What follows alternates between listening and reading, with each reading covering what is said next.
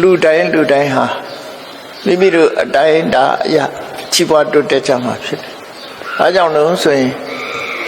မြတ်စွာဘုရားရဲ့အဆုံးအမတရားတော်ဟာအကျဉ်းတရားကိုအခြေခံထားပြီးတော့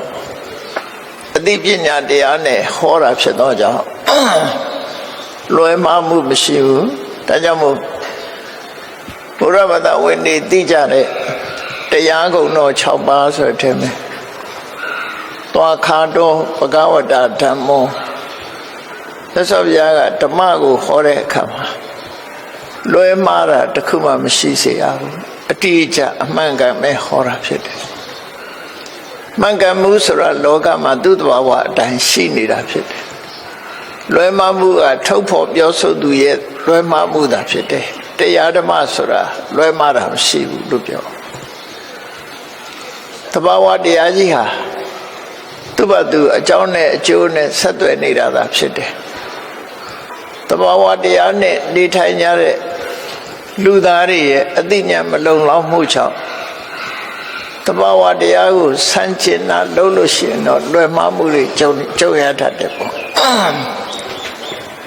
တဘာဝတရားဆိုတာစဉ်းစားကြည့်မယ်ဆိုလို့ရှိရင်ထင်ရှားတာတခုပြောရမယ်ဆိုရင်မိရဲ့တဘာဝဟာပူတယ်ဆွဲလောင်တဲ့နေရာကိုဖြတ်စီးပြတတ်တယ်ပူတယ်လောင်တယ်ပေါ့ဘယ်ခေတ်ကမိပဲဖြစ်ဖြစ်ပူခြင်းလောင်ခြင်းဆိုတဲ့တဘာဝတရားရှိတယ်အဲ့ဒီပူတဲ့လောင်တဲ့တဘာဝတရားကိုအစင်ချင်းကင်းမဲ့စွာတွားရောက်ကိုင်းတယ်မဲ့ဆိုရင်ပူခြင်းနဲ့လောင်ခံရခြင်းဆိုဖြစ်မှာလောကမှာပြောင်းလဲလို့မရနိုင်တဲ့သဘောဝတရားကြီးတွေရှိနေတာဖြစ်တယ်အကြောင်းနဲ့အကျိုးအကောင်းနဲ့အဆိုးဆိုတာသူ့ဘာသူတွဲဖက်ပြီးတော့နေတာအဲ့ဒီသဘောဝတရားရဲ့အနေအထားကိုသိတဲ့ပုဂ္ဂိုလ်ဟာမကောင်းတဲ့သဘောဝတရားကိုဖယ်ရှားပြီးကောင်းတဲ့သဘာဝတရားကိုကိုယ်ရင်ထဲနှလုံးထဲမှာဖြစ်အောင်လုပ်နိုင်ပြီဆိုလို့ရှိရင်အဲ့ဒီပုဂ္ဂိုလ်ဟာလူတော်လူကောင်းဖြစ်လာလူတော်လူကောင်းဖြစ်ပြီးကောင်းကျိုးချမ်းသာတွေရရှိလာတာဖြစ်တယ်အဲ့တော့ဘယ်အရာကအရေးကြီးဆုံးလဲလို့ဆိုလို့ရှိရင်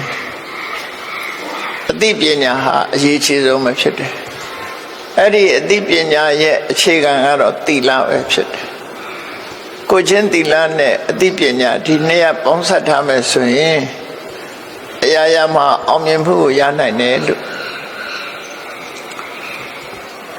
လူတွေရဲ့အကောင်းဆုံးအရေးချင်းနှစ်ရပ်လို့ပြောရမယ်ဆိုရင်သီလနဲ့ပညာသာဖြစ်တယ်ပေါ့တခြားအရေးချင်းတွေမလိုအပ်ဘူးလားဆိုလိုအပ်တယ်သို့တော့တခြားရည်ချင်းတွေဟာလိုအပ်ချက်အနေနဲ့သာပါဝင်တာဖြစ်တာအရေးကြီးတဲ့အနေနဲ့ပါဝင်တာဖြစ်တာမဟုတ်ဒါမို့အရေးကြီးဆုံးအရေးချင်းနှစ်ရပ်ကိုပြောပါဆိုလို့ရှိရင်ကိုချင်းသီလနဲ့ပညာဟာအရေးကြီးဆုံးပဲမြတ်စွာဘုရားကမိန့်ကြားတဲ့အခါအားကြောင့်ဒီတစ်ခုဟာအရေးကြီးလေလို့ဆိုသီလနဲ့မှအသိပညာဟာအယောင်ထွက်တယ်ပညာနဲ့မှအသိပညာဟာလည်းပဲပြည့်စုံတယ်လို့ဒီနှစ်ခုပါဠိစကားလုံးမှာသီလပရိဒေါတာပညာတဲ့ပညာကိုသီလနဲ့အယောင်တင်ပေးရမယ်လို့သူဆိုလို့တယ်ဟောပရိဒေါတာဆိုတာစေကြောတန့်စင်အင်္ဂလိပ်လို purify ဆိုတဲ့စကားလုံးပေါ့နော်သီလနဲ့ပညာကိုစေကြောတန့်စင် purify လုပ်ရမယ်လို့ဆိုလို့တခါပညာပရိဒေါတံသီလပညာနဲ့သီလကိုတခါစေကြောရမယ်အယောင်တင်ရမယ်လို့ဆိုလို့အဲ့ဒီအရေးချင်းနှစ်ရဟာ ရှင်တွဲလာပြီးတော့လူတွေရဲ့တဏ္ဍာမှာအတိုင်းအတာတစ်ခုရောက်တည်ထီအောင်ပြည့်စုံလာမယ်ဆိုလို့ရှိရင်ဒီပုဂ္ဂိုလ်ဟာဘဝမှာဘယ်တော့မှအောက်တန်းနောက်တန်းကျသွားမှာမဟုတ်ဘူးကိုကျင့်သီလဘက်ကလည်းအစင်းမြင့်တယ်အသိပညာဘက်ကလည်းအစင်းမြင့်တယ်ကိုကျင့်သီလတော့ကောင်းမှရဲ့ပညာမရှိဘူးဆိုပြန်တော့လွယ်မှားမှုတွေနဲ့ကြုံရတတ်ပြန်ပညာတော့ရှိတယ်ကိုကျင့်တရားမကောင်းဘူးဆိုတဲ့အခါကျတော့ကောက်ချစ်စင်လဲတဲ့လူဖြစ်သွားတတ်တယ်အဲ့တော့ပညာကအမှားအမှန်ကိုသိပြီးလမ်းကြောင်းဖြောင်းအောင်ထိမ့်ပေးတာပဲဖြစ်တယ်သီလကကိုကျင့်တရားကိုသိက္ခာကိုထိမ့်သိမ်းတာဖြစ်တယ်အဲ့ဒီနှစ်ခုပေါင်းစပ်လိုက်ပြီးဆိုရင်သူဟာကောင်းအထက်တန်းတရားရောက်သွားနိုင်တယ်တဘာဝတရားတစ်ခုစဉ်းစားကြည့်ပေါ့လမ်းပေါ်မှာကားမောင်းနေတယ် highway မှာကားမောင်းနေတယ်ဆိုရင် speed ရှိတယ်ထိန်းကျောင်းတဲ့ steering ရှိတယ်ဒီနှစ်ခုဟာကိုထိန်းနိုင်တဲ့အတိုင်းအတာကားကိုထိန်းနိုင်တဲ့အတိုင်းအတာထိအောင် speed တင်ပြီးမောင်းမယ်လမ်းကလည်းဖြောင်ဖြူးတယ်ဆိုလို့ရှိရင်အနေမရှိဘူး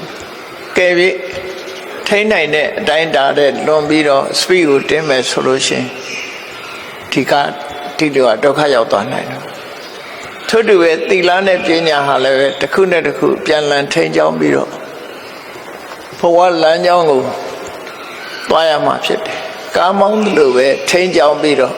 ကိုယ့်ဘဝကိုယ်သွားတဲ့လမ်းဖြောင်းတန်းအောင်လုပ်ပညာနဲ့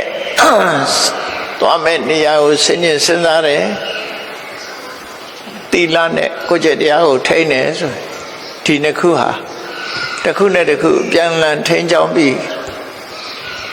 လိုရာစခန်းကိုရောက်နိုင်တာဖြစ်တယ်။ဒါကြောင့်မြတ်စွာဘုရားကဆုံးမတယ်သီလရှိမှပညာရှိနိုင်တယ်ပညာရှိမှသီလရှိနိုင်တယ်ဒီနှစ်ခုကပေါင်းစပ်နေတာဖြစ်တယ်။သီလမရှိဘဲနဲ့ပညာရှိလို့မရဘူးလားလို့ဆိုတာအဲ့ဒါပညာအစစ်မဟုတ်ဘူးပေါ့နော်။ပညာအစစ်မဟုတ်လောကလူတွေကပညာဆိုတဲ့သဘောတရားကျေပြန့်နေတော့ဒီသင်ယူထားတဲ့အကြောင်းအရာတွေကိုပဲပညာလို့သတ်မှတ်နေကြတယ်အဲ့ဒါတွေကဥပမာပဲအဲစဉ်ကစပြီးကျောင်းနေပြီးသင်ယူကြတယ်ဘာသင်တာတော့ဆိုပညာသင်တယ်လို့ပြောတာတကယ်ကတော့အဲ့ဒါ subject matter သုတလို့ခေါ်တယ်နော်ပညာလို့မခေါ်သေးဘူးသုတလို့ပဲခေါ်တယ်သုတဆိုတာနားထောင်ထားတဲ့အကြောင်းအရာများတာဖြစ်တယ်အဲ့ဒီပုံမှာစဉ်းကျင်စဉ်းစားပြီးသိရှိနားလည်သဘောပေါက်တာမှပညာလို့ဆိုလို့တယ်အနုဆိုရင်သုတကိုသာပညာခေါ်မယ်ဆိုလို့ရှိရင်သင်ယူထားတဲ့အကြောင်းအရာများများရှိလေလေသူကပညာတတ်လေလေလို့ဒီလိုဖြစ်မှာမဟုတ်ဘူး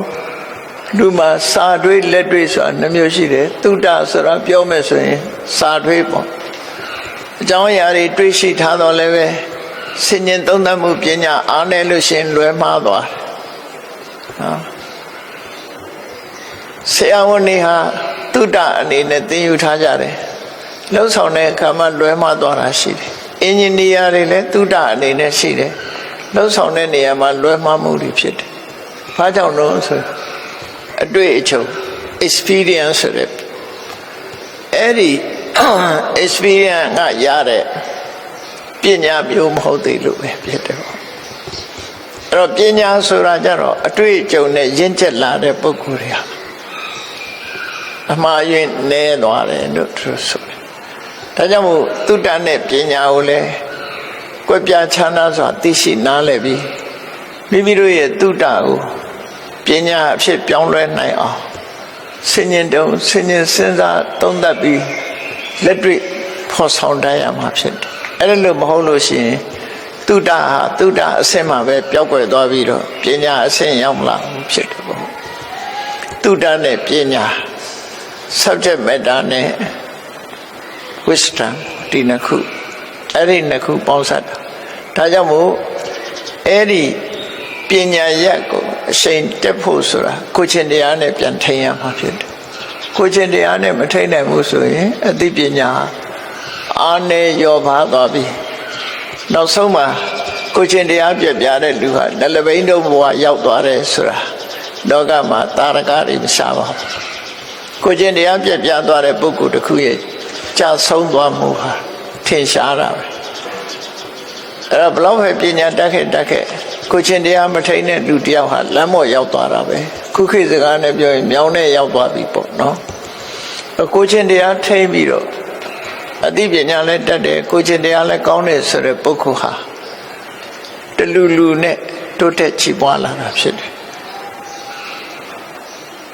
တိုးတက်ချီးပွားချမ်းသာချီးပွားအကြောင်းတရားများကိုမြတ်စွာဘုရားကဟောကြားဆုံးမခဲ့တာဖြစ်တယ်အဲ့ဒီအတိုင်းဆောင်ရွက်လုပ်ကိုင်နိုင်မယ်ဆိုရင်အချိန်အခါပြည့်စုံလာတဲ့အခါလူတိုင်းပဲမှန်ကန်တဲ့လမ်းကြောင်းကရှောက်မယ်ဆိုရင်ချမ်းသာကြွယ်ဝလာလမ်းကြောင်းမှန်ဖို့ပေါ်တော့တယ်ရွှေကုံဖရာပေါ်သွားဖို့ဥတည်လာတဲ့ပုဂ္ဂိုလ်တိုင်းဟာရွှေကုံဖရာ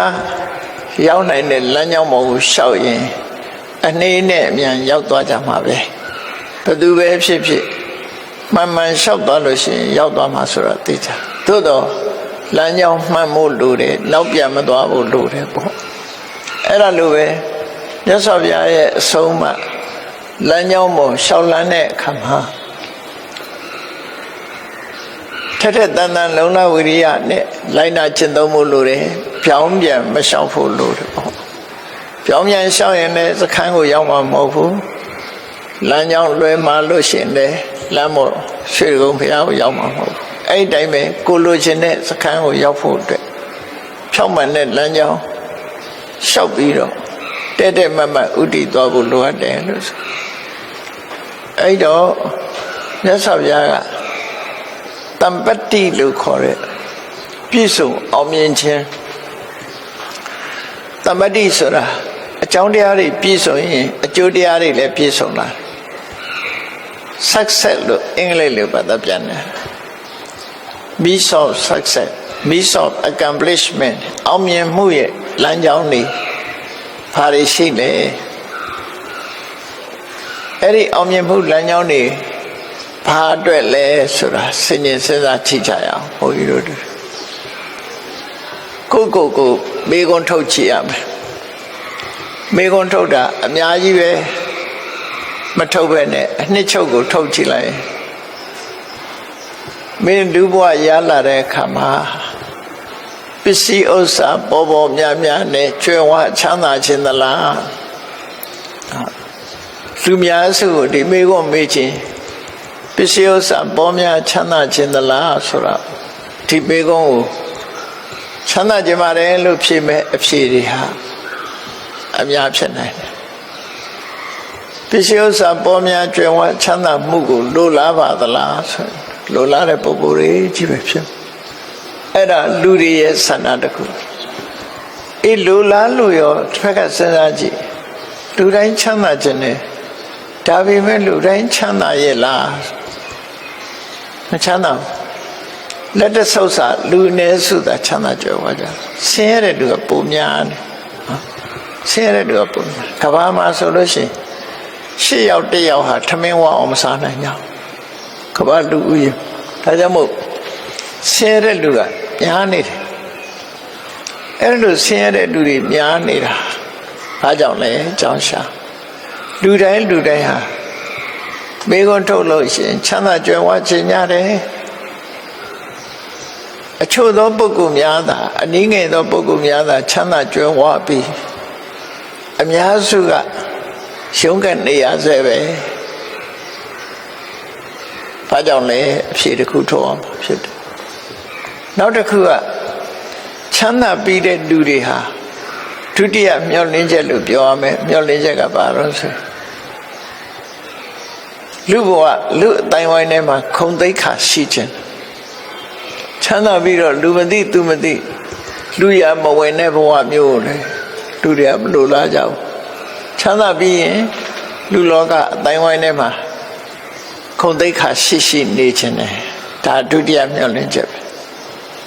ပဲပထမမျှော်လင့်ချက်ကပိုကြီးမားတယ်ပထမမျှော်လင့်ချက်ပြည့်လာတဲ့ပုဂ္ဂိုလ်တွေကဒုတိယမျှော်လင့်ချက်ရခုံသိက္ခာရှိနေခြင်းသလားအရှိန်စောကင်းမဲ့ပြီးတော့လူမသိသူမသိလူတကာမလေးစားတဲ့ပုဂ္ဂိုလ်ဖြစ်ခြင်းသလားဆိုဂုဏ်သိက္ခာရှိပဲနေခြင်းညာအလုံးဟာဂုဏ်သိက္ခာရှိနေခြင်းဟုတ်ပြီချမ်းသာကြွယ်ဝတယ်ဂုဏ်သိက္ခာရှိတယ်အဲ့ဒါနှစ်ခုပြည့်စုံတဲ့အခါမှာဘာလို့ခြင်းလာပြန်လို့ဆိုချမ်းသာခြင်းနဲ့အသက်ရှိခြင်းအေးပစ္စည်းဥစ္စာတွေတော့ပေါ်များပါရဲ့ဂုဏ်သိက္ခာရှိပြီးလူတွေရဲ့လေးစားမှုလည်းရှိပါတယ်လူကမချမ်းမမာဘူးဆိုရင်လိုအပ်ချက်တစ်ခုဖြစ်နေပြန်မချမ်းမမာဘူးဆိုလို့ရှိရင်ရှားထားတဲ့စိတ်ဥစ္စာတွေဟာအတိပ္ပယ်ကင်းမဲ့တယ်လို့ဖြစ်တယ်ဒါကြောင့်တတိယလူတွေရဲ့ဆန္ဒကတော့ချမ်းသာခြင်းနဲ့အသက်ရှိခြင်းနဲ့ဒါကြောင့်မို့လူတွေဟာအသက်ရှိပါစေချမ်းသာပါစေနဲ့ဘာသာတိုင်းလူမျိုးတိုင်းကဒါကိုဆုတောင်းနေကြနော်ဆုတောင်းတာလူတွေရဲ့ဆန္ဒချမ်းသာပါစေအသက်ရှိပါစေဒါကိုအဓိကထားပြီးတော့ဆုတောင်းနေကြတာဖြစ်တယ်အဲ့တော့လူတွေရဲ့ဆန္ဒဟာဒီဘဝမှာနံပါတ်1ချမ်းသာကြွယ်ဝခြင်းနဲ့နံပါတ်2ဂုဏ်သိက္ခာရှိနေခြင်းနဲ့နံပါတ်3ကျမ်းမာပြီးတော့အသက်ရှိခြင်းနဲ့ဆိုဒီအချက်3ချက်ပြည့်သွားရင်လူဘဝတစ်ခုမှာလုံလောက်တဲ့အတိုင်းအတာတစ်ခုကိုရရှိထားခြင်းမှာဖြစ်တယ်အဲ့ဒီအတိုင်းအတာရရှိပြီးတဲ့နောက်မှာမျောလင်းချက်ကုံဆုံးသွားပါလားဆိုမကုံသေးဘူးဘာမျောလင်းကြတော့ဆိုရင်လူတိုင်းဟာသိနေကြတယ်တက်ကြီးလာလို့ရှိရင်တို့ဘဝဆိုတာထာဝရမဟုတ်ဘူးနောက်ဆုံးတစ်နေ့ကျတော့သိဆုံးကြမှာပဲဖြစ်တယ်သေပြီးဒီအခြားမဲ့၌နောက်ဘဝမှာကောင်းရသူဒီဘုံရောက်ဖို့ဆိုမျှော်လင့်ကြပြန်တယ်ပေါ့အဲ့တော့နောက်ဘဝကောင်းရသူဒီဘုံရောက်ချင်တယ်ဆိုတဲ့ဆန္ဒဟာနောက်ဆုံးဆန္ဒလေးတစ်ခုပဲလို့သူတို့ဆိုတယ်အဲ့တော့လူဘဝမှာလူတိုင်းရချင်တဲ့ညှို့မှန်းချက်ကြီး၄ရပ်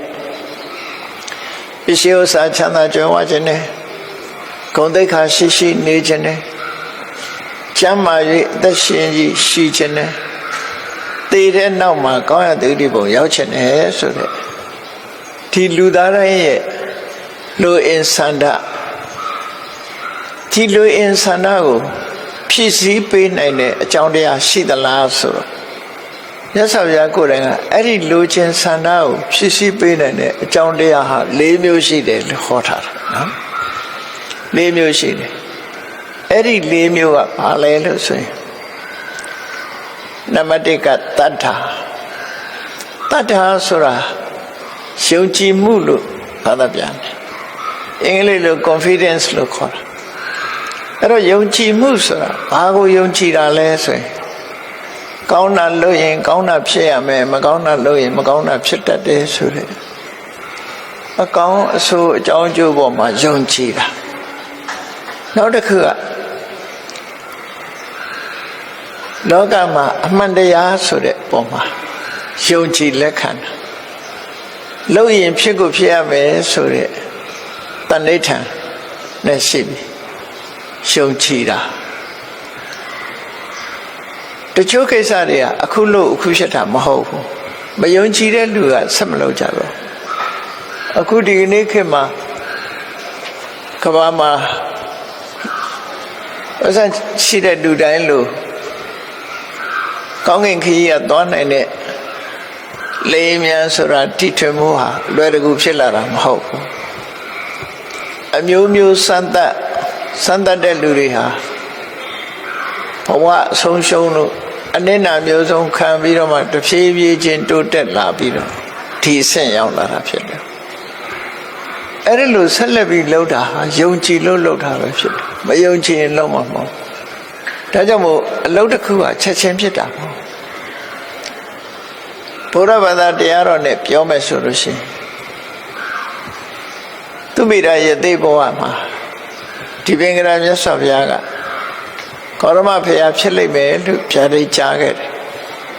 အဲ့ဒီမှာသူမိရာယသိဟာ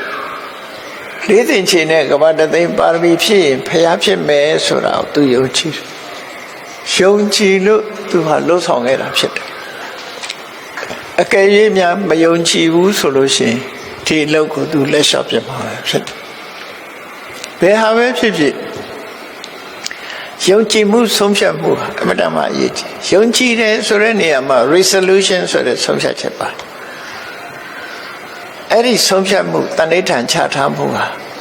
တတ္တာလို့ခေါ်တဲ့အရာတစ်ခုပဲဖြစ်ရမယံကတတ္တာကိုအဓိမောက္ခ resolution decision လို့ခေါ်တယ်ဆုံးဖြတ်ချက်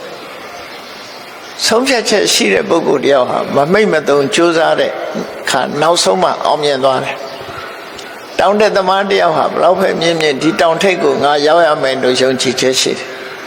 ယုံကြည်ချက်ကိုဥတည်ပြီးတော့ကြိုးစားအထောက်မှုလုပ်တဲ့အခါမှာသူမျှော်မှန်းတဲ့အတိုင်းရောက်သွားစီးပွားရှာတာလည်းထို့အတူပဲနော်လောကမှာစီးပွားဥစ္စာကြွယ်ဝချမ်းသာခြင်းနဲ့ဆိုရင်ယုံကြည်ချက်နဲ့လုပ်ရမှာဖြစ်တယ်သို့တော့ယုံကြည်ချက်တစ်ခုတည်းလားလို့တော့ယုံကြည်ချက်ပေါ်မှာလှုပ်ဆောင်မှုတွေပါလာဘာတွေပါလာတော့ဆိုရင်နော်ဖြစ်ခြင်းနဲ့ဆန္ဒကျိုးပန်းအထောက်မှုလုံလဝိရိယစိတ်ဓာတ်ကြံ့ခိုင်မှုအသိပညာဆိုတာပေါင်းစပ်ရမှာဖြစ်တယ်။ဘယ်ရာပဲဖြစ်ဖြစ်တစ်ခုတည်းမဟုတ်ဘူးဆိုတာကိုတော့သတိထားအချိန်ကိုပြောနေတဲ့နာယီလေးတစ်ခုတည်းပဲစဉ်းစားကြည့်လေလူတိုင်းနာယီကိုသုံးနေတာစဉ်းစားကြည့်လိုက်အဲ့နာယီလေးမှာလက်တံနှစ်ခုပါတယ်မျက်နှာပြင်မှာခဏန်းနေပါတယ်အတွင်းမှာပင်နီယန်ဆိုတဲ့စက္ကရိယာတွေပါတယ်ဘက်ထရီပါတယ်ကဲအဲ့ဒါတွေတစ်ခုချိုးတဲ့သွားလို့ရှိရင်အချိန်ကိုဖော်ပြနိုင်အောင်မလားမပြနိုင်ဘူးဘက်ထရီလည်းကောင်းတယ်ပင်နီယန်တွေလည်းကောင်းတယ်လက်တံတစ်ခုကိုဖြုတ်ထားလိုက်ဘာမှမလုပ်နဲ့လက်တံတစ်ခုပဲဖြုတ်ထားလိုက်အတူပဲဖြုတ်အရှိပဲဖြုတ်အချိန်ကိုသိနိုင်အောင်သိနိုင်တော့အလုံးဟာပေါင်းစပ်နေမှာဖြစ်တယ်ဆိုတဲ့သဘောတရားကိုပြောပြတာအလုံးဟာပေါင်းစပ်ညီညွတ်ပေါင်းစပ်နေမှာအကျိုးရလဒ်တစ်ခုဆိုထွက်တာဖြစ်တယ်ဒါကြောင့်အကြောင်းတရားတွေအလုံးပေါင်းစပ်နေပြောတဲ့အခါတော့တစ်ခုကိုဥတည်ပြီးပြောတာဖြစ်တော့လည်းပဲအကြောင်းတရားတွေဟာတစ်ခုတည်းမဟုတ်ဘူးစီးပွားဥစ္စာတိုးတက်တယ်လို့ဆိုတဲ့ပုဂ္ဂိုလ်တွေဟာဘာတွေနဲ့ပေါင်းစပ်ထားတာတော့ဆိုလို့ရှိရင်သူတို့ဟာသူများတဲ့ပို့တဲ့လုံလဝိရိယစ조사အထောက်မှုရှိတယ်အဲ့ဒီစ조사အထောက်မှုဆိုတဲ့အထဲမှာဘာတွေပေါင်းစပ်ထားတော့လို့ဆိုရင်လုပ်ငန်းကျွမ်းကျင်မှုပါတယ်ဤပညာပါတယ်ဆွဲလုံးလကြီးမားမှုပါတယ်ကိုယ်တိုင်လုံးနိုင်စွမ်းရှိတယ်စီမံခန့်ခွဲတတ်တဲ့စွမ်းရည်တတ်ရှိတယ်အဲ့ဒီငါးချက်ဟာပေါင်းစပ်ပါဝင်နေပြီးတော့စ조사ရမှာဖြစ်တယ်ဒီတိုင်းအယမ်းမဲ့လှုပ်ရှားနေတာကိုစ조사တယ်လို့ပြောတာမဟုတ်စ조사မှုဆိုဒီမှာအကြောင်းတရားတွေပေါင်းစပ်ပြီးတော့စ조사နေတာသာဖြစ်တယ်အဲ့ဒါလို့ငါးရက်လုပ်ငန်းကျွမ်းကျင်မှုမရှိရင်လည်းပျက်စီးတယ်ဤပညာမကောင်းရင်လည်းမအောင်မြင်ဘူးဆွဲမရှိလို့ရှိရင်လည်းအောင်မြင်မှုပန်းနိုင်ကိုမရောက်နိုင်ဘူးကိုယ်တိုင်မလုပ်တတ်ဘူးဆိုတဲ့လူတွေလည်းအောင်မြင်မှုတရဖူမဆောင်နိုင်ဘူးစီမံခန့်ခွဲတတ်ခြင်းဆိုတာမရှိဘူးဆိုရင်လည်းအောင်မြင်မှုမရနိုင်ဘူးဒါကြောင့်မို့ကျိုးပန်းအထုတ်တယ်ဆိုတာဟာလုပ်ငန်းကျွမ်းကျင်မှုဤပညာကောင်းမှုဆွဲလုံးလာကြီးမားမှုနဲ့ကိုယ်တိုင်လုံးနိုင်စွမ်းရှိမှုလုံးနိုင်စွမ်းဆိုတာကိုယ်လည်းလုံးတတ်တယ်လုံးတတ်မှစီမံခန့်ခွဲတတ်တာဖြစ်တယ်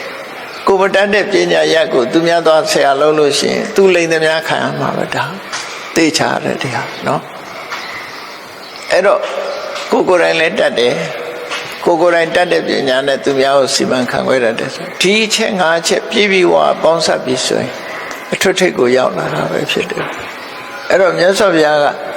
ခုနပြောတဲ့လူဆန္ဒတွေဖြည့်ဆည်းဖို့အတွက်တတ္တာဆိုတဲ့ယုံကြည်ချက်အခြေခံအဖြစ်ရှိရမယ်ယုံကြည်ချက်ရှိလာပြီးတဲ့နောက်မှာလူသားတွေအတွက်ဘာရည်ချင်းတို့အပ်တယ်လဲဆိုရင်ကိုချင်းတရားဆိုတာလောကလူတွေကကိုချင်းတရားကိုဒီနောက်ဘဝအတွက်လို့ထင်ကောင်းထင်နေလေမဟုတ်ဘူးဒီဘဝကြီးပွားတိုးတက်တာလေကိုချင်းတရားကောင်းမှကြီးပွားတိုးတက်တာကိုချင်းတရားပြက်ပြားသွားတာနဲ့တပြိုင်နက်ဒီလူရဲ့စီးပွားဥစ္စာတွေဟာကြိုးကြပျက်စီးသွားတယ်ဒါကြောင့်မို့ကိုချင်းတရားဆိုတာအမှန်တမ်းအရေးကြီးတာကိုချင်းတရားဆိုတာတခြားဟာတွေမဟုတ်ဘူးအနည်းဆုံးခုနကဆောက်တည်လိုက်တဲ့၅ပါးသီလအဲ့ဒီ၅ပါးသီလဟာအခြေခံခိုင်လုံတဲ့ကိုချင်းတရားပဲဖြစ်တယ်အဲ့ဒီကိုချင်းတရားတွေတဲ့ကနေတခုဖောက်ဖျက်လိုက်တာနဲ့တပြိုင်နက်ကျန်တာတွေကပြုတ်ကွဲသွားနိုင်ဘာလဲလို့ဆိုမူရစေဝသုံးလိုက်ပဲလေအယတိသတောက်စာမူရစေဝသုံးဆွဲလိုက်တာနဲ့တပြိုင်နက်ကျန်တဲ့ဟာတွေပါချိုးပေါက်ကုန်တတ်တယ်ခေါ်ဒါကြောင့်မို့မူရစေဝသူရမေရယမစ္ဆပမထဌာနာသူကကိုယ့်ရဲ့စိတ်ဓာတ်ကိုယ်သာပျက်စီးစေတာမဟုတ်ဘူးကျမ်းမာရေးကိုလည်းပျက်စီးတယ်စိတ်ဓာတ်ကိုလည်းပျက်စီးစေတယ်တန်ဖိုးကြီးမားတဲ့လူတွေရဲ့တတိထားမှုဆိုတဲ့တတိကိုလည်းပျက်စီးနိုင်တယ်ဒါမို့မူရစ်တယ်ဆိုမူရစ်ခြင်းရဲ့အကြောင်းဖြစ်တဲ့တရားတွေမူရစ်ခြင်းမူရစ်စေတတ်တဲ့အရာတွေကိုသုံးဆွဲခြင်းဟာလူဘဝမှာလူညွန့်တုံးစေခြင်းပဲဖြစ်တယ်သိတော့သိတယ်လောကလူတွေဟာမသိကြတာတော့မဟုတ်ဘူးသိကြသိရတဲ့နဲ့မလုံးနိုင်တာဘာကြောင့်လဲသိတယ်မရှောင်နိုင်ဘူးမသိလို့လုံးမိတာကတခုသိသိကြီးလုံးနေတာတခုဘာကြောင့်လဲလို့ဆိုလူသားတွေကိုမကောင်းတဲ့ဘက်ကိုပို့ဆောင်နေတာအင်အားကြီးမားဆုံးအကြောင်းတရားနှစ်ခုရှိတယ်ဆိုတာလေးကိုမှတ်သားထားဖို့အင်အားကြီးမားဆုံးအကြောင်းတရားနှစ်ခုဆိုတာဘာလို့ဆိုရင်ဒီတဏှာဆိုတာရဲ့တဏှာဆိုတာလူချင်းတောင်းတနေမှုနောက်တစ်ခုကအမှန်မသိမှုအဝိဇ္ဇာအဝိဇ္ဇာနဲ့တဏှာဒီနှစ်ခုဟာပေါင်းစပ်ပြီးတော့လောကကြီးတစ်ခုလုံးကိုဒုက္ခရောက်အောင်ဖြစ်ပေါ်စေတတ်တယ်ခုခေတ်နဲ့ပြောမယ်ဆိုရင်လူကိုဒုက္ခပေးနေတဲ့ယောဂကြီးဟာကင်ဆာယောဂလို့ပြောမယ်ဆိုရင်နော်ကင်ဆာယောဂဖြစ်ပွားနေတဲ့လူတွေမှာကင်ဆာယောဂဒုက္ခပေးတယ်လို့ဆိုတာလို့လူတွေရဲ့စိတ်ဓာတ်ကိုပျက်စီးစေတတ်တဲ့တရားနှစ်ခုဟာအဝိဇ္ဇာနဲ့တဏှာပဲဖြစ်တယ်အဝိဇ္ဇာကအမှန်မသိတာတဏှာကတတ်မဲ့တာအဲ့ဒီနှစ်ခုဟာအပြန်အလှန်ဥဆောင်မှုပေးနေတယ်စဉ်းစားပြီးတော့ကြည့်အောင်လူငယ်တယောက်မူရစေဝရဲ့ဆိုးချိုးကိုမသိဘူးမူရစေဝသုံးလို့ရှိရင်စိတ်ကူးရင်လို့ကောင်းတယ်ဆိုတဲ့အကြောင်းလေးကိုသိပြီးတော့ဆိုးချိုးကိုမသိသည့်အတွက်ကြောင့်မူရစေဝကိုစသုံးလိုက်တယ်သုံးလိုက်တဲ့အခါစသုံးတော့ကတော့မသိလို့လုံးမိတယ်ပေါ့အဲ့ဒါအဝိဇ္ဇာကဥဆောင်လိုက်တာမသိခြင်းဟာအဝိဇ္ဇာသုံးလိုက်တဲ့အခါကျတော့ဖြတ်လို့မရတော့ဘူးဆိုတာကြတော့တဏှာဖြစ်သွားဖြတ်လို့မရတော့ဘူးဆိုးကျိုးတွေသိတယ်အိမ်ကမိဘတွေကလည်းမကြည့်ဘူးဆွေမျိုးသားချင်းတွေကလည်းမကြည့်ဘူးဘယ်သူမှလက်မခံတော့ဘူးဆိုတဲ့ဒုက္ခရောက်တာတွေကိုသိတော့လည်းပဲဖြတ်မရလို့သူဟာမရှောင်နိုင်လို့ဆက်သုံးနေတာကြတော့တဏှာကဥဆောင်တယ်လို့ခေါ်တယ်တိကြီးလှုပ်ထားကြတော့တဏှာကဥဆောင်တယ်မသိလို့လှုပ်ထားအဝိဇ္ဇာကဥဆောင်အဲ့တော့ဒီရဲ့ရင်ထဲနှလုံးထဲမှာဖြစ်နေတဲ့လူစိတ်ထဲမှာစွဲနေတဲ့ဒီအဆိုးတရားနှစ်ခုဟာလူတွေကို ဆိုးချိုးတက်ရောက်စေတာပဲဖြစ်တယ်ပေါ့အဲ့ဒီတရားနှစ်ခုဟာဖယ်ရှားရမယ့်နိလန်းရှိတယ်ပေါ့ဖယ်ရှားရမယ့်နိလန်းကအလုံးဟာအသိပညာနဲ့ဖယ်ရှားမှာပဲဖြစ်တယ်ဒါကြောင့်မို့အသိပညာကိုတိုးတက်အောင်လုပ်အောင်အခြေခံကကိုချင်းသီလကိုချင်းသီလနဲ့စတင်ပြီးတော့ထိမ့်သိမ့်နေပြီးတဲ့အခါကျတော့ပညာဆိုတဲ့အသိပညာနဲ့ထိမ့်သိမ့်တယ်ပညာဆိုတာလုံတင်တာနဲ့မလုံတင်တာခွဲခြားသိတာပညာလုံတင်တာနဲ့မလုံတင်တာခွဲခြားသိမှမလုံတင်တာကိုရှောင်နိုင်မှာဖြစ်တယ်လုံတင်တာကိုလုံးနိုင်မှာဖြစ်တယ်လုံတင်တာလုံးမှမလုံတင်တာရှောင်မှလူဘဝကြီးပွားတိုးတက်နိုင်တာဖြစ်တယ်ဒါကြောင့်မို့လို့သီလနဲ့ပညာဒီနှစ်ခုဟာအရေးပါတယ်လို့ပြောတာနော်ဒီသီလပညာနှစ်ခုပေါင်းစပ်ထားလိုက်ရင်ခုနပြောတဲ့လူရဲ့စိတ်ဆန္ဒတွေအားလုံးဟာပြည့်ဝလာမှာပဲဖြစ်တယ်စီဝါဥစ္စာတိုးတက်ခြင်းနဲ့ဂုဏ်သရင်ကြော်ကြားခြင်းနဲ့လူရဝိညာဉ်နဲ့ကျမ်းမာခြင်းနဲ့အသက်ရှည်ခြင်းနဲ့နောက်ဆုံးဘဝတစ်ခုဆုံးသတ်ရင်တည်တည်ချမဲ့မှာကောင်းတဲ့ဘုံကိုရောက်ခြင်းနဲ့ဆိုတဲ့သူရဲ့ဆန္ဒတွေကိုပြည့်ဝစေနိုင်တဲ့အကြောင်းတရားတွေအဲ့ဒီထဲမှာမြတ်စွာဘုရားက generosity လို့ခေါ်တဲ့ရေရောမှုကိုယ်သာသုံးမယ်ဆိုတဲ့ကျင်းမြောင်းတဲ့စိတ်ရှိနေလူတွေဟာမကျင့်တတ်မှုနဲ့နေထတယ်အဲ့ဒါကိုစာပေကျမ်းမှာစာခလို့ခေါ်တယ်စာခဆိုတာကိုယ်သာသုံးမယ်ဆိုတဲ့မစ္စရိယတရားရဲ့ဆန့်ကျင်မဲ့တရားပဲဖြစ်တယ်မစ္စရိယဆိုတာကိုယ်တယောက်တည်းအရာရာမှာကိုယ်အတွက်သာချစ်တတ်တယ်အများအတွက်မချစ်တတ်တဲ့သဘောတရားကိုလိုဘယ်သူကမှမဖြစ်စေချင်တာကိုတယောက်တည်းပဲဆိုတဲ့ကိုချိုးရှာအတ္တကြီးမားတဲ့မစ္စရိယတရားကိုဖယ်ရှားနိုင်မှုလိုအပ်တယ်အဲ့ဒါဖယ်ရှားလိုက်လို့ရှိရင်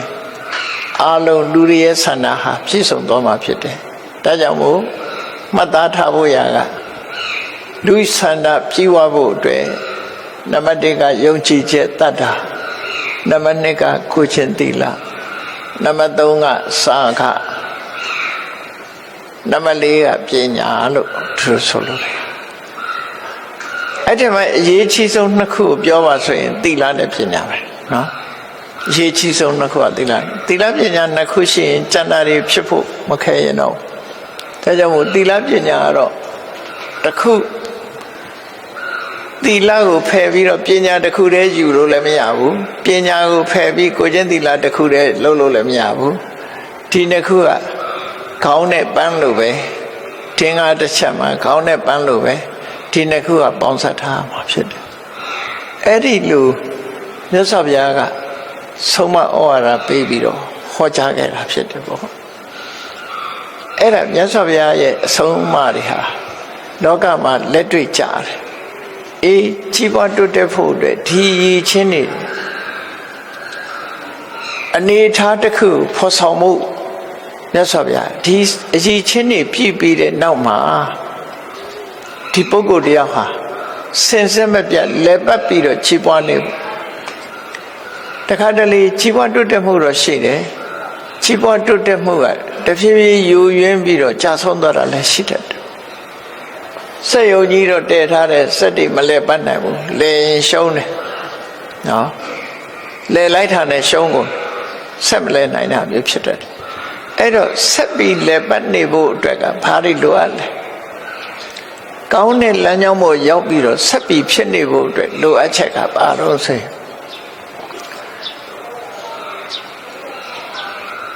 နံပါတ်1နေရာရွေးချယ်မှုမှတ်ကန်ရမယ်ဒါကိုပฏิရူပဒေသဝါဒလို့မင်္ဂလာတရားထဲမှာဟောတာအဲ့ဒါနေရာရွေးချယ်မှုမှတ်ကန်ခြင်းပဲနော်နေရာရွေးချယ်မှုမှတ်ကန်ရမယ်နောက်ပြီးတော့လူတော်လူကောင်းကိုယ်လုပ်ငန်းကိုပံ့ပိုးနိုင်မဲ့ပုဂ္ဂိုလ်ဆရာကောင်းသမားကောင်းအကြံကောင်းဉာဏ်ကောင်းပေးနိုင်တဲ့ပုဂ္ဂိုလ်နဲ့လက်တွဲရမယ်ဒါနော်နေရာရွေးချယ်မှန်ကန်တဲ့နေရာကိုရွေးချယ်ခြင်းဆရာကောင်းသမားကောင်းအပေါင်းအသင်းကောင်းနဲ့လက်တွဲခြင်း နံပါတ်3ကအတ္တသမပဏိတိလို့ခေါ်တယ်ကိုပြုပြင်ထိမ့်သိမ်းဆောက်ရှောက်ခြင်းကိုပြုပြင်ထိမ့်သိမ်းဆောက်ရှောက်ခြင်းဆိုတာဘာအလုံးစိတ်သီလနဲ့ပညာပဲကိုချင်းတရားကောင်းအောင်ထိရမယ်အသိပညာတိုးတက်နေအောင်အမြဲလုပ်ရမယ်အသိပညာတိုးတက်နေအောင်ဘာလုပ်ရမလဲစာဖတ်ရှုရမယ်စဉ်းစားရမယ်ကိုယ်နဲ့သက်ဆိုင်တဲ့ subject တွေကိုဖတ်နေရမယ်အမြဲလေ့လာရမယ်မေးမြန်းရမယ်ဆွေးနွေးရမယ်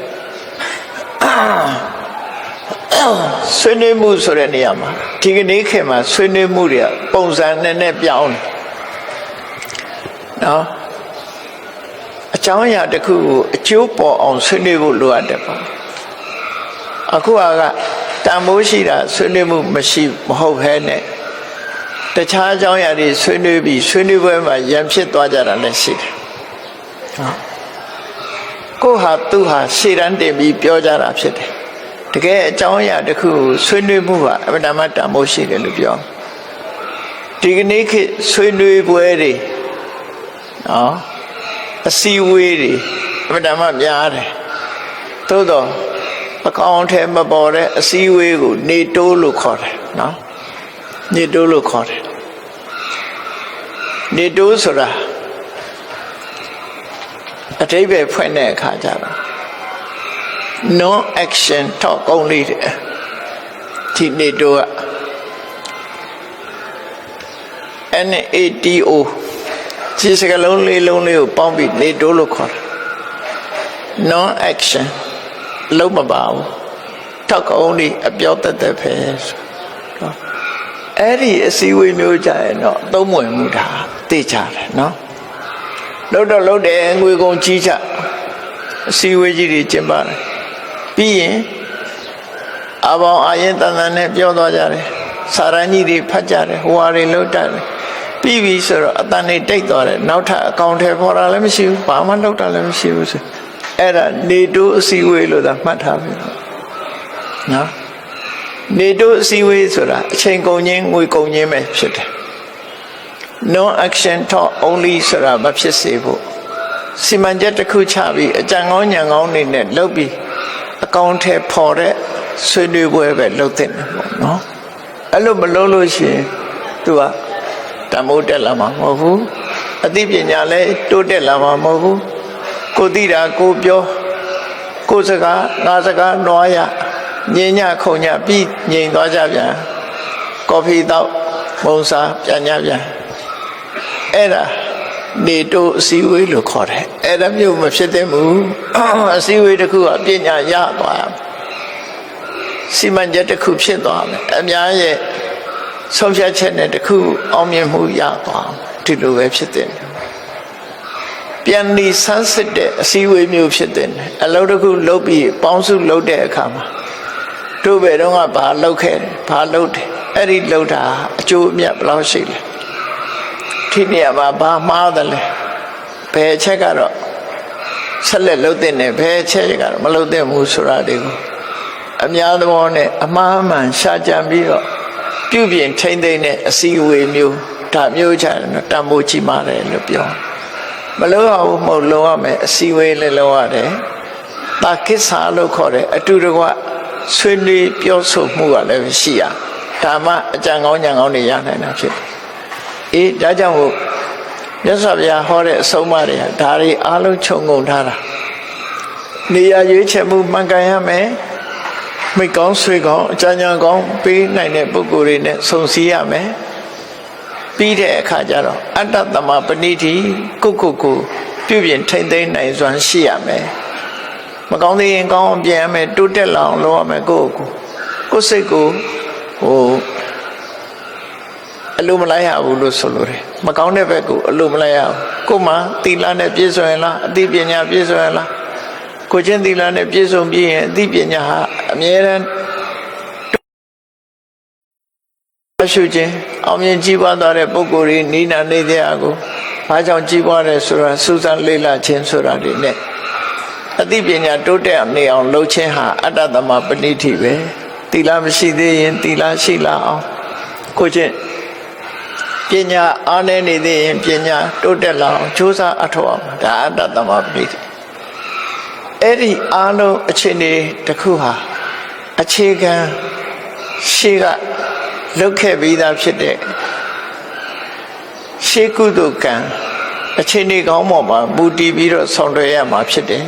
။ဘုန်းကြီးတို့တွေဟာလူဘဝရလာကြတဲ့အခြေအနေကောင်းတွေရထားပြီးသားဖြစ်တယ်နော်။အခြေအနေကောင်းတွေဟာရထားပြီးသားဖြစ်လို့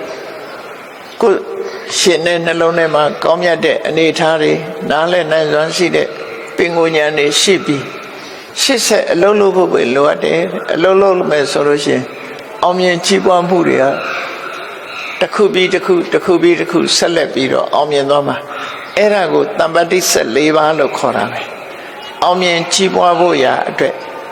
နေရာကောင်းရွေးချယ်ခြင်းနေရာကောင်းမှာလှုပ်ဆောင်အိထိုင်ခြင်းမိကောင်းဆွေကောင်းရှိခြင်းဆရာကောင်းတမကောင်းအကျဉ်းကောင်းဉာဏ်ကောင်းများရယူခြင်းပြီးတဲ့အခါမှာကိုယ့်ကိုထိမ့်သိမ်းဆောက်ရှောက်တိုးတက်မြင့်မားအောင်ကြိုးစားခြင်းနဲ့ကုသိုလ်ကံကြိုးစားအထောက်ခြင်းဆိုတဲ့ဒီအချက်၄ချက်ပဲဖြစ်တယ်။အဲ့ဒီအချက်၄ချက်ရရှိပြီးပြီဆိုလို့ရှိရင်အောင်မြင်မှုတွေဟာတစ်ခုပြီးတစ်ခုတိုးတက်များပြားလာမှာဖြစ်တယ်။ဒါကိုမြတ်စွာဘုရားကတိုးတက်ကြီးပွားအကြောင်းတရားများအဖြစ်ဟောကြားတာဖြစ်လို့ဒီတရားများကိုမှတ်သားနိုင်ယူပြီးမိမိရဲ့ယဉ်နဲ့နှလုံးထဲမှာကိုယ်ဘဝမှာပြည့်စုံအောင်ကြိုးစားအထောက်ကြရမှာဖြစ်ပါတယ်တရားချစ်ခင်သူတော်စင်ပြိဿပေါင်းတို့မြတ်ဗုဒ္ဓရဲ့အဆုံးအမတရားတော်တွေဟာမှတ်သားနိုင်ယူပြီးလက်တွေ့ဘဝမှာလက်တွေ့လှုပ်ဆောင်ကြရမှာဖြစ်လို့လက်တွေ့လှုပ်ဆောင်ခြင်းအဖြစ်သာလဲအကျိုးသက်ရောက်မှုကိုရမှာဖြစ်သည့်အတွက်ကြောင့်မမှန်ကန်ကန်ဆုံးဖြတ်နိုင်တဲ့အသိပညာကျိုးပန်းအထောက်မှုလုံလဝိရိယချမ်းခိုင်တဲ့စိတ်ဓာတ်ကောင်းမြတ်တဲ့အပေါ်မှာဖြစ်ပွားစေလိုတဲ့စိတ်ဆန္ဒလို့ဆိုတဲ့အောင်မြင်မှုအကြောင်းတရား၄ရပ်ကိုမိမိရင်နဲ့နှလုံးထဲမှာအခိုင်အမာတည်ဆောက်ပြီးကြီးပွားတိုးတက်အောင်ဘဝမှာကြီးပွားတိုးတက်အောင်ကြိုးစားအထောက်နိုင်ကြပါစေကုန်သတည်း